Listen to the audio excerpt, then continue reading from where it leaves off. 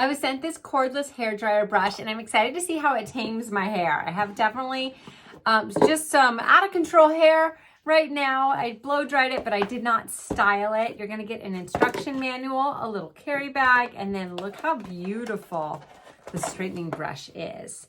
Isn't that pretty? What's great about it being portable is that you can keep this in your car or in your purse. That's usually where I keep mine. So let's turn it on.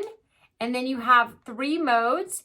It does list it in Celsius, but then here on the side, it lists it in Fahrenheit. Okay, I've given it a little bit of time to heat up. I can feel it's warm.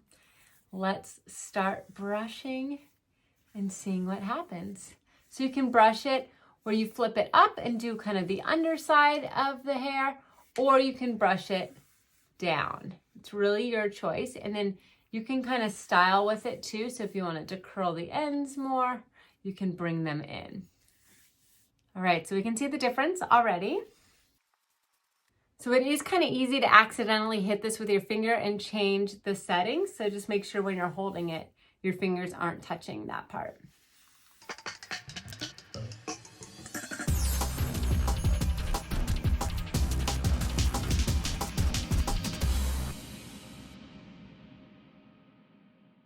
Okay. Wow. So I was not thinking it would do as good of a job. I know that sounds really pessimistic, but usually for anything portable, they just don't heat up as much. For my hair that's very thick and wavy, to get it straight, I usually need like a really strong straightener, but I'm actually very impressed with this one.